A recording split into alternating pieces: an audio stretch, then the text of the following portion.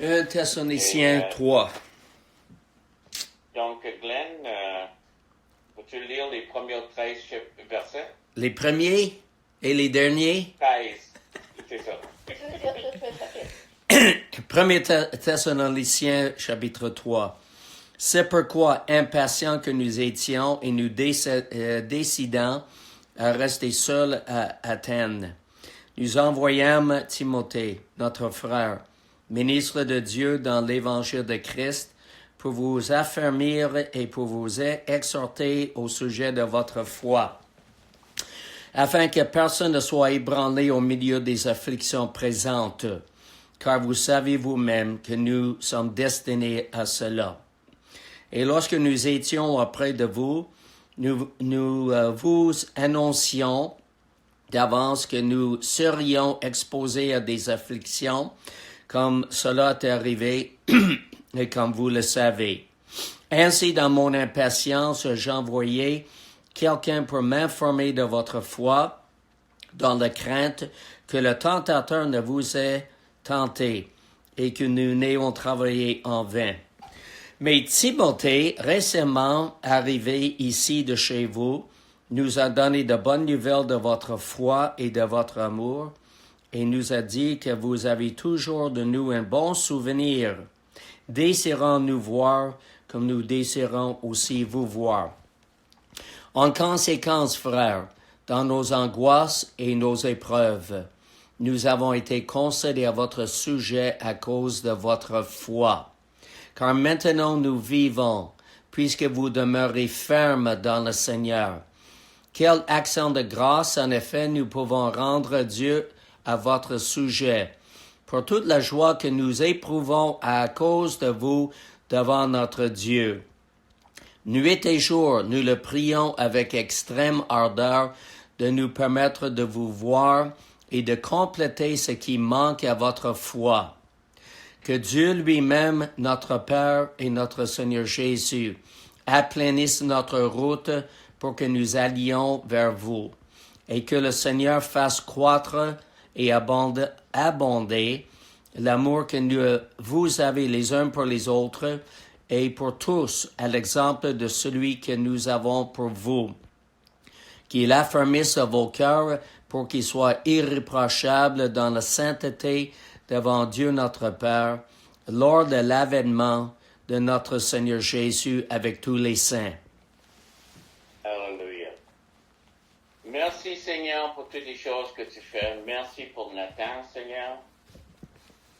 Aide-nous à entendre qu'est-ce que tu es en train de dire à ton Église. Pourquoi tu as mis ce chapitre, ces paroles ici pour nous, Seigneur. Nourris Jubilé, Seigneur, ce matin. Dans le nom de Jésus. Amen. Donc, tu es un chrétien, tu as besoin de nourriture. Pourquoi est-ce qu'on parle de ça? De quoi qu'on parle, premièrement?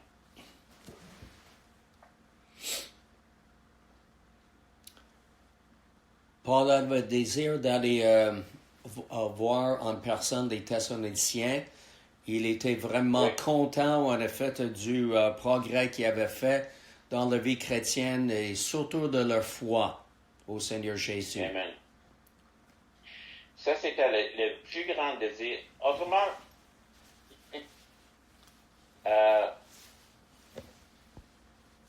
si on lit pour les murs de Jéricho, la femme pleine d'adultère, tu lis ça, tu dis, OK. Comme, c'est correct, mais c'est pas excitant. Excepté c'est excitant. Dieu est en train de nous parler de quelque chose ici. De quelque chose de profond, réel, et c'est pour nous. Première chose, c'est pourquoi impatients que nous étions. Ça, c'est une chose, c'est que si tu es en train de remarquer qui est en train de parler, c'est un homme, un humain, que souvent on oublie qu'on est humain. On est dur avec nous-mêmes et tout ça.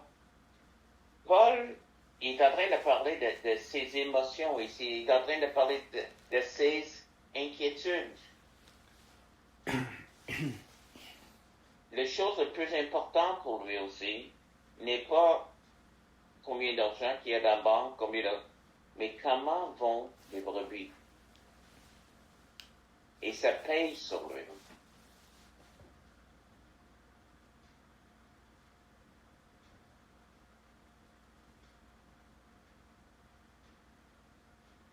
Donc, qu'est-ce qu'ils disent? C'est comme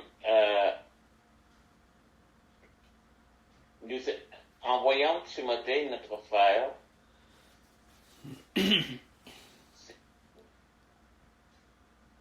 nous envoyons Timothée, notre frère, ministre de Dieu dans l'Évangile de Christ, pour vous affirmer et vous exhorter au sujet de notre frère, afin que personne fût ébranlé. Et, il a envoyé Timothée pour ça.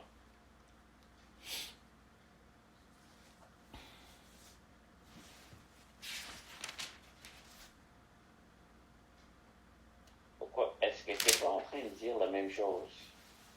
OK. Qu'est-ce que tu peux dire, ça? Le chose, c'est que, parce que j'ai noté en anglais, c'est que, ainsi, dans nos impatience, qu'est-ce qu'il est en train de dire? Quand on n'en pouvait plus, c'est le mot qui est utilisé, il n'en pouvait plus, il a envoyé Timothée. Quand on n'en pouvait plus, on a envoyé. Autrement, tu sais, c'est comme tellement il veut des nouvelles. C'est-tu arrivé dans ta vie? Ça parle aussi d'inquiétude, je trouve, là. Oui. Puis c'est lui, Paul, qui dit ne vous inquiétez de rien. C'est ça. Par contre, il dit l'inquiétude, il est inquiet pour ces chrétiens-là. Et qu'est-ce qu'il pousse? Il dit, il est impatient d'entendre des nouvelles. Mais quand on n'en pouvait plus. Mais dans ma version, c'est exactement ça. C'est écrit aussi, n'y tenant plus. Nous avons n'y tenant plus. C'est quoi? Quel verset ça? C'est quel verset? C'est le même. Premier verset. OK. Verset, Ouais. n'y tenant plus. OK, impatient. OK. Oui. C'est pour ça que j'ai remarqué. Ni tenant plus, ça veut dire. C'est ça. Il n'en pouvait plus. C'est comme, donc c'est le premier verset. Parce que je l'ai lu en anglais. Excuse-moi. Mais je l'ai souligné, c'est que c'est ça qui nous arrive souvent. On veut des nouvelles, on veut des... J'en peux plus.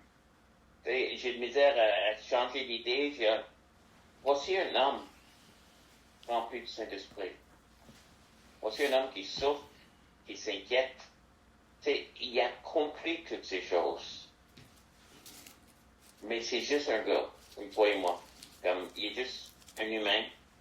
Et c'est ça qui est en train de me frapper parce que puis il est un géant. Il est tellement efficace. Je suis pas en train de dire, c'est comme, il m'impressionne, mais il est en train de vivre quelque chose. Et finalement, il envoie Timothée. Et la raison de Timothée, c'est pour que eux autres soient soulagés. Paul. Oui, il l'envoie pour enseigner, pour encourager, tout ça, mais surtout, il veut des nouvelles. Des fois, on se critique pour ça nous-mêmes. On veut des nouvelles de notre famille, ceux qui veulent, puis même de Nathan ce matin, là, qu'est-ce qui se passe, puis... Mais, c'est l'amour aussi. Autre chose, c'est à quel point qu'il les tient à cœur. Je suis pas certain que j'ai eu cette profondeur comme pasteur. J'aime mon monde, j'aime l'Église, j'aime ça. Mais le point que, c'est comme, comment ils vont, je sais pas si j'ai jamais comme, oui, quand quelqu'un est pas là, on s'inquiète pour eux, et tout ça, mais Paul apôtre, OK? Il aurait pu être le pape, le vedette, quelque chose en haut de tous les autres, embrasse ma bague. Mais Paul ici, c'est un frère, une père, regarder l'Église et ils se préoccupent d'eux. Ouais. Et la relation qu'il y a avec eux est tellement importante. Donc, si moi, comme leader, je devrais souhaiter avoir ça de ma vie. Mais entre nous aussi, l'Église, on parle d'unité. L'unité, c'est pas juste côté pratique, parce que pratiquement, ça remplit des ministères, tous les autres. Mais il y a quelque chose de... ça nourrit nos âmes, les uns les autres. C'est pour ça qu'il dit de ne pas négliger ça. Donc, nous envoyons Timothée, notre frère, ministre dans le Seigneur, OK, pour vous affermir et vous exhorter dans la foi. Donc, pour ça, afin que personne ne fût ébranlé au milieu des tribulations. Et Denise, as-tu une autre traduction pour ébranler? J'ai affliction présente. Je m'appelle pas Denise, c'est ça que je lis. OK. Affliction présente. Parce que présente. Denise a une version qui est souvent différente. Hein? C'est la même chose pour que personne ne soit ébranlé dans la tribulation présente. Tribulation. C'est intéressant ici, parce que ébranler, c'est pas que les tribulations de famine. Mais le mot ébranler ici, c'est flatter. Flatter? Oh, ouais. C'est vraiment, puis moi aussi, c'est en anglais puis en français, mais c'est différent dans le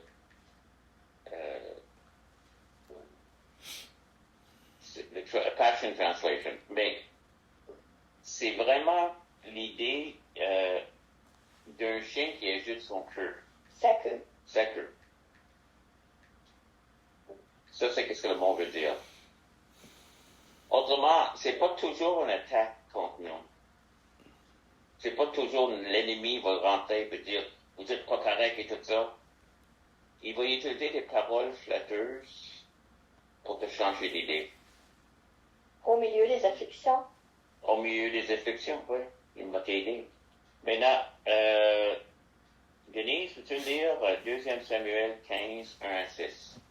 2 Samuel 15. Ouais. Oui. 1 à 6. Après cela, Absalom se procura un char, des chevaux et 50 hommes qui couraient devant lui. Il se levait de bon matin et se tenait au bord du chemin qui menait à la porte. Et chaque fois qu'un homme avait un procès, il se rendait vers le roi pour obtenir un jugement. Absalom l'appelait et disait, « De quelle ville es-tu? » Lorsqu'il avait répondu, « Ton serviteur est de telle tribu d'Israël », Absalom lui disait, « Vois, ta cause est bonne et juste, mais personne de chez le roi ne t'écoutera. » Absalom disait, « Qui m'établira juge dans le pays? Tout homme qui aurait un procès ou un droit à défendre viendrait à moi et je lui ferais justice. » Et quand un homme s'approchait pour se prosterner devant lui, il lui tendait la main, le saisissait et l'embrassait. Absalom agissait ainsi à l'égard de tous ceux d'Israël qui se rendaient vers le roi pour obtenir un jugement. Et Absalom gagnait le cœur des gens d'Israël. Autrement, Absalom il n'a pas attaqué David. Il n'a rien fait. La manière qu'il faisait, c'est de dire, dans votre trouble, dans votre tribulation, de la raison qui est ici, moi, j'ai la réponse. Et moi, je saurai la réponse. Puis, c'est ça que le diable, regarde, la plupart des personnes qui lâchent le Seigneur sont convaincus qu'ils vont trouver mieux ailleurs. Parce que ça va mal. Et le diable arrive, puis pas les flatte, mais les convaincre. Et c'est ça qu'Absalom est en train de dire. Votre cause est juste. Et il est en train de dire, mais, il dit pas, mais tu vois que si moi j'étais là, tu auras la justice. Je réglerai ton cas. C'est pas, Vas-y. C'est ça, il est en train de les séduire. C'est un bon politicien. Parfait politicien. Exactement. Dis qu'est-ce qu'il faut. Puis, moi, je pense toujours, juste dernièrement, en parlant des politiciens, le gars en Allemagne, qui vient juste de gagner, il avait dit, on va fermer, c'est-tu Allemagne? En tout cas, on va fermer les frontières, on va arrêter toute cette pour être élu. Puis aussitôt qu'il est élu, il dit, non, on fait pas ça. Il l'a dit publiquement, il déclarait juste tout de suite après l'élection, non, on fait pas ça. On ne ferme pas les frontières. Ben, fermer les frontières et aller revenir vers une immigration contrôlée. Pas non. C'est exactement ça. On flatte, on l'a, puis c'est ça qu'il est en train de dire, parce que qu'est-ce qui s'inquiète ici? C'est qu'ils n'ont pas eu longtemps pour travailler à Thessalonique. Tu te rappelles? Quand on lit l'histoire, aussitôt, presque, ils ont fait du travail, mais après ça, ils sont chassés de la ville. Et après ça, chassés de Bérée.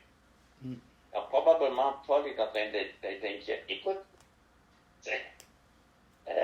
ils n'ont pas d'enseignement. Et tout ça prend, c'est quelqu'un, un beau parleur, d'arriver puis les flatter. Et c'est qu'est-ce que le monde faisait? Que ce soit des Grecs ou des Juifs. Donc, son inquiétude était... En tout cas, j'ai trouvé ça vraiment surprenant, qu'est-ce que le mot ébranlé veut dire. Et c'est ça qui est en train de...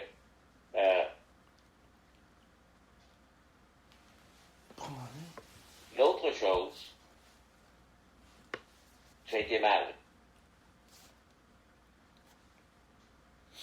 Des fois, on parle pas assez des nouveaux chrétiens de ça, de les avertir. Paul dit, je vous ai parlé de ça. Il va y avoir des tribulations. Et je sais qu'il y a des personnes et je pense que le Seigneur veut régler nos vies. Mais il va y avoir des tribulations. Il y a une des choses que je répète souvent à Nathan, c'est que tu as un ennemi, il faut que tu sais ça. Parce que des fois, il y avait des idées, toutes sortes de choses. Mais je le répète, c'est que tu as un ennemi. Puis qui rentre dans tes pensées, puis pour te faire frustrer ou d'autres choses. Mais il faut en parler aussi. C'est que l'ennemi ne lâche pas. Ben oui, même c'est écrit. Vous êtes destinés à cela.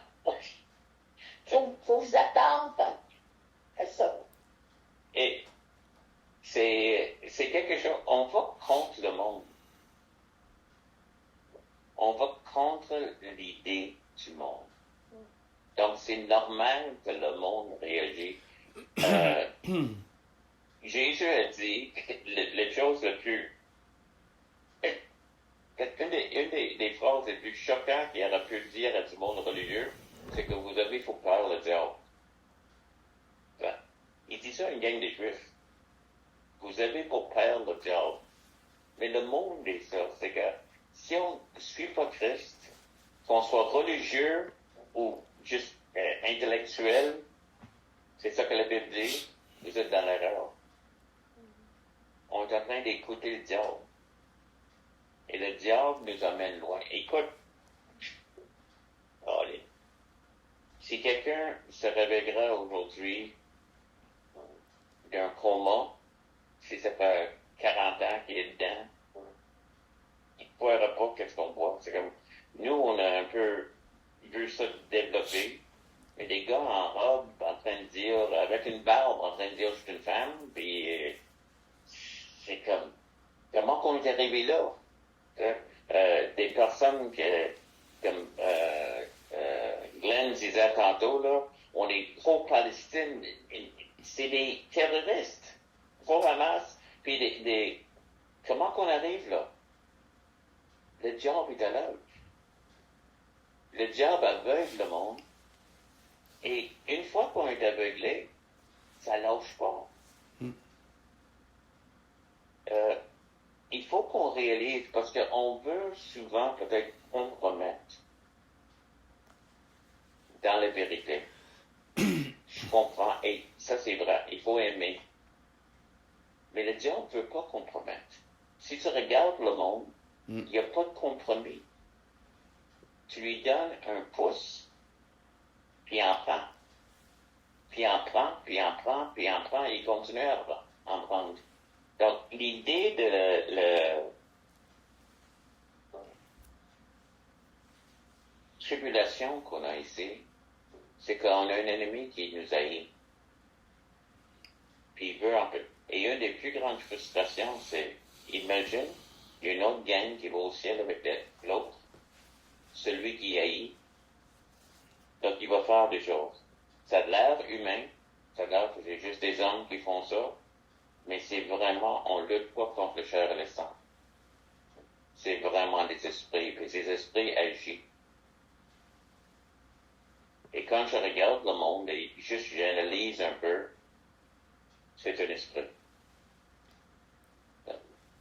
On peut pas dire, voici c'est normal, mais le monde est en train de dire c'est normal.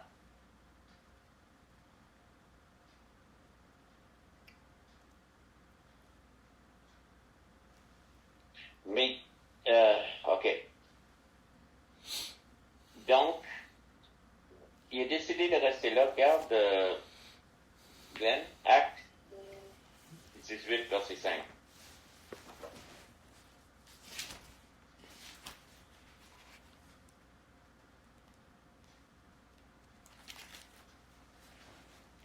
Mais comme Silas et Timothée furent arrivés de la Macédoine, il se donna tout entier à la parole, attestant aux Juifs que Jésus était le Christ. Amen.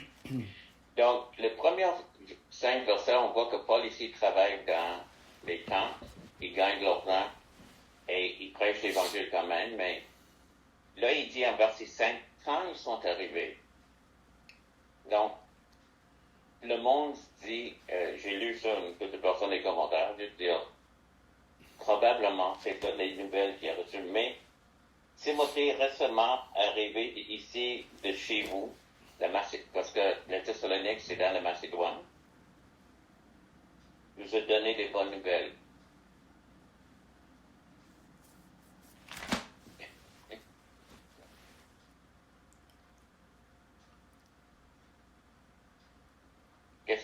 Parce que Denise est plus là, donc c'est encore bien. Salut Denise. J'ai arrêté de parler parce que je voyais que c'est correct. Mais, donc probablement c'est ça l'incident qu'on parle ici. Timothée a été à Macédoine, puis il nous a donné la bonne nouvelle. C'est le même mot pour l'Évangile. Et Paul n'a jamais utilisé ce mot-là encore pour d'autres choses que l'Évangile. Autrement, ici, il dit, on a eu des bonnes nouvelles. Il dit, c'est l'Évangile. C'est la même profonde. Il est tellement soulagé, il est tellement comme, on se sent tellement, c'est comme si on était sauvés encore. Je dis pas ça, je mets les paroles, mais il n'a jamais encore utilisé le mot bonne nouvelle comme ça. Le même mot. Il utilisait, il en parlait, puis, mais c'est juste là, c'est intéressant. Il arrive de Macédoine, là, mais même ici, il dit, quand il est arrivé, nous avions une nouvelle de votre foi et de votre charité. Il nous a dit que vous avez toujours de nous de bons souvenirs, désirant nous voir comme nous désirons aussi vous voir. Et c'est ça qu'il dit, c'est les bonnes nouvelles. Je ne peux pas imaginer d'autre chose que l'œuvre que tu fais. Comme Glenn, de voir des personnes qui, après que tu le parles du Seigneur, ils acceptent le Seigneur, puis continuent dans le Seigneur. Même chose, c'est juste, il y a une joie ici, c'est comme, cette nourriture, Jésus a dit, la nourriture, c'est faire la volonté du Seigneur. J'ai l'impression que Paul est de même aussi. Moi, c'est rempli de pâtes et d'autres choses, ma nourriture, et le Seigneur. Mais lui, il a l'air tellement joyeux ici. Yeah. Et tout d'un coup, il lâche les tentes, il s'en va, c'est complètement. Je ne sais pas s'il a pris un break. On sait qu'il est à Corinthe ici, à Acte 18, et on sait qu'à Corinthe, il est rentré là avec crainte et tremblement. Ça se peut qu'il avait besoin d'un petit break. Et qu'est-ce qu'il dit? On n'a pas prêché. Ou ce qu'il dit, c'était en vain. Verset 5 à la fin. Ok, c'est ça. C'était pas en vain. Encore ça. Je t'ai dit mes propres combats avec ça. Tu te demandes les années que tu étais dans le ministère. Ça t'a-tu donné quelque chose? Est-ce que le Seigneur m'a parlé, puis il m'a montré, puis c'est pas des grandes foules, mais oui, il y a des bénédictions sur ça. Et il n'y a pas de plus grande satisfaction, c'est de voir les fruits du ministère que tu es en train de faire.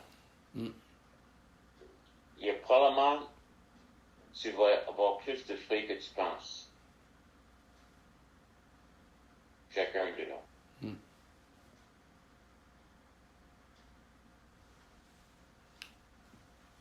Parfait.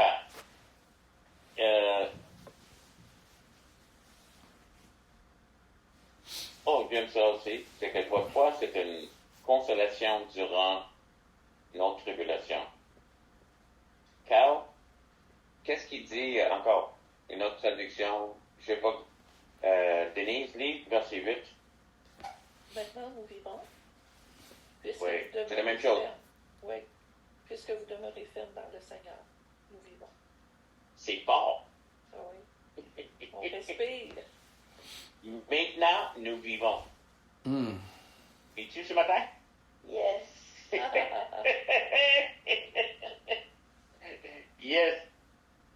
C'est incroyable. C'est comme, voici l'homme. Voici. Je sais pas. Tu le vois, Paul est un peu un super-héros, mais il est en train de vivre. Les paroles qu'il utilise, les choses qu'il est en train de dire, nous demeurons fermes, puisque vous demeurez fermes dans le Seigneur. Wow! C'est que, wow! Nous vivons, c'est incroyable. C'est pas on est soulagé ou on est encouragé, c'est vraiment extrême, là. C'est ça. Oui. Oui. Puis, j'ai regardé le mot en grec, juste pour le fun, puis c'est Zoa. Je sais pas, en tout cas, c'est la vie. Parce que Zoé, c'est la vie éternelle. Oh. Donc, c'est la grande vie. Donc, Zoa, c'est très proche. Je sais pas si... En tout cas. Donc, il est dans une célébration. Le désir qu'il a pour les voir, naturellement, sa vie de prière est quelque chose. Nuit et jour, nous prions avec une extrême ardeur de nous permettre de vous voir. Ça me frappe toujours quand je lis ce verset-là. J'ai jamais été comme ça, là. Nuit et jour, priant avec extrême ardeur. C'est ça. Et pourquoi? Pour voir quelqu'un. C'est pas comme... Il y a une profondeur dans qu'est-ce qu'il est en train de dire de famille, je sais pas. Mais il y a quelque chose d'incroyable. Mais d'extrême ardeur, nuit et jour, je suis pas là. Pas rien. Il y a des moments, oui, dans les crises, dans que ça a l'air peut-être, mais... Et même ici, c'était juste pour voir quelqu'un. Je veux dire, t'es pas en prison, t'es pas... Je comprends la prison, je comprends, il y a du monde, quelqu'un en train de mourir. Juste pour voir quelqu'un. je me pose toujours la question, est-ce que ça prend une extrême ardeur? Tu sais, extrême ardeur. Des fois, on fait des prières comme ça en passant, là. On confesse, dernièrement, on s'applique à décréter, à proclamer extrême ardeur. Mm. C'est intéressant de voir qu'est-ce que ça dit en grec. Je n'ai pas remarqué celle-là, extrême ardeur. D'habitude, je regarde les mots. Vous regardez dans The Passion, de voir qu'est-ce qu'il dit. Donc, Hyper. que Dieu aplanisse notre route. Hein? C'est ça. Glenn? Je suis en train d'étudier ça présentement. Exceedingly imploring. Ça donne vraiment un extrême c'est ça. Ardeur. Oui. Excellent en train de... Oui. Nous lui adressons de très instantes supplications. Mm.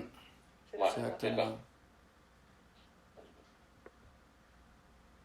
Pour aplanir notre route pour que nous allions chez vous. Encore,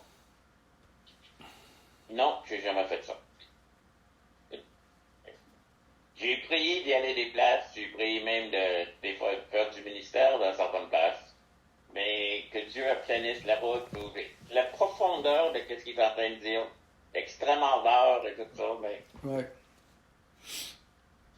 Paul, le pasteur, Oui. hein, c'est pas juste l'apôtre, mais le pasteur, le cœur, le berger, l'homme ici est révélé. Oui. C'est comme, wow. Exactement. Et Il essaie de voir pour le bien des croyants, puis en même temps C'est ça. aussi, il s'occupait des leaders, des pasteurs, pour voir, c'est ça, comme il dit, compléter ce qui manquait à leur foi, pour les aider à grandir, les édifier, les encourager dans leur ministère, mais aussi tous les croyants, bien sûr. Mais il y a aussi une partie pour lui. C'était sa vie, sa satisfaction. C'était juste... C'est tout ça, comme tu dis, Glenn, c'était tout ça qu'il faisait. Oui. Mais parce qu'il y avait un désir pour eux. Oui. Un profond amour. Que moi, je suis jaloux de ça. C'est comme leader. Je sens, je vous aime au bout. Je le porte comme un créateur, mais je sens qu'il y a quelque chose de profond ici que je ne comprends pas encore. Il y a d'autres dimensions en Dieu. Oui.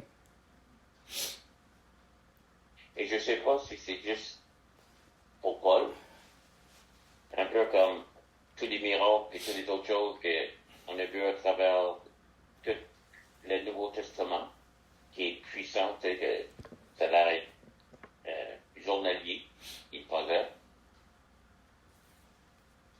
Ou c'est pour tout le monde qui peut arriver à cette profondeur-là. C'est comme vous. Mais ça serait intéressant de voir. Que le Seigneur augmente de plus en plus parmi vous à l'égard de tous cette charité que nous avons nous-mêmes pour vous, afin d'affermir vos cœurs pour qu'ils soient irréprochables dans la sainteté devant Dieu notre Père, lorsque l'avènement de notre Seigneur Jésus avec tous les saints. C'est comme s'il est en train de dire que l'amour, le pouvoir de l'amour arrive vers la sainteté. Parce que tu as un désir. Il va rentrer plus dans la sainteté dans chapitre 4.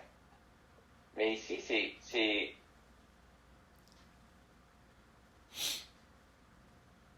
comme si la charité, quand il dit augmente le Seigneur, c'est vraiment augmenter la charité qui nous emmène vers la bonne conduite et naturellement, qu'est-ce que je suis toujours frappé par ceux qui ont vécu, ça fait 2000 ans presque, et fait pour l'avènement de Jésus-Christ. On l'attend toujours. Mais ça a l'air quelque chose qui les pousse et dans lequel ils vivent. Donc, si on lit le chapitre juste comme ça, il n'y a pas grand-chose qui se passe.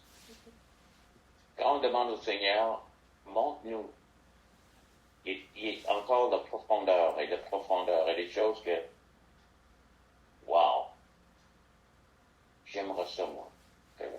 J'aimerais voir ça, j'aimerais vivre ça. J'aimerais avoir cette relation. Et si c'est dans la parole, ça veut dire que c'est pour nous.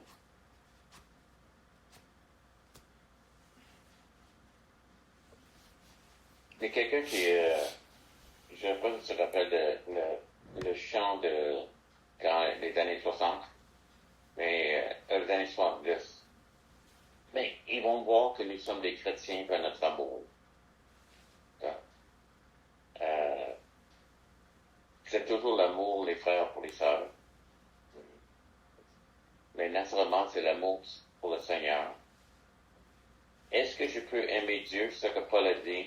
Vraiment, qu'est-ce qu'il est en train de dire? Est-ce que je peux aimer Dieu sans aimer son corps? Sans aimer mes frères et sœurs.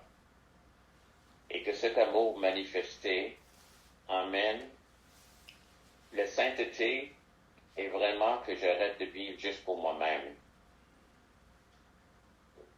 Parce que le péché, c'est ça. C'est égocentrique. J'ai beaucoup de monde à dire aujourd'hui, et en disant que j'ai beaucoup de chemin à faire. Je me sens un peu dépassé, mais pas dans la manière que je me sens écrasé. Mais il y a quelque chose encore dans les mystères de la parole que Dieu veut qu'on apprenne. Il y a encore de plus. Amen. Seigneur, que tu fais quelque chose avec tout ça. Merci pour ta parole. Merci pour qu'est-ce que tu nous parles. Merci de m'avoir parlé à travers ça. Amen. Tu as des commentaires? Oui, dans le verset 3, j'ai pris quelque chose lorsque tu l'as mentionné, la question de flatter. Afin que personne ne soit ébranlé au milieu des afflictions présentes. Je lis en effet ici dans un logiciel en ligne, c'est le mot « seino ». Ça signifie de remuer comme un chien va remuer sa queue. Et ça parle de flatter. Et c'est employé en effet dans le contexte du Nouveau Testament de quelqu'un qui emploie la louange non sincère et excessive avec l'intention de séduire et de manipuler. Alors, souvent, en effet, c'est pour obtenir un gain personnel, il nous dit ici, et que c'est ça qui était bien connu, en effet, dans le temps du monde grec-romain. Là où il dit que le statut social et la faveur pouvaient être influencés par un tel comportement. Et en effet, le mot affliction présente, c'est le mot pression. Comme on essaie d'exercer la pression, en effet, sur les gens qui, par exemple, c'est ça, au lieu de voter pour les conservateurs, pour les élections fédérales ici au Canada, va voter en effet pour Maxime Bernier, le Parti Peuple du Canada.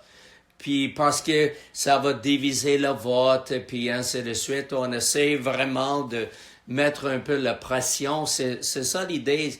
C'est pas nécessairement en effet une tribulation comme telle, mais c'est une pression pour que essayer de forcer et influencer les chrétiens de se conformer à ce qui se passait en effet dans le monde à ce moment-là. Puis voilà.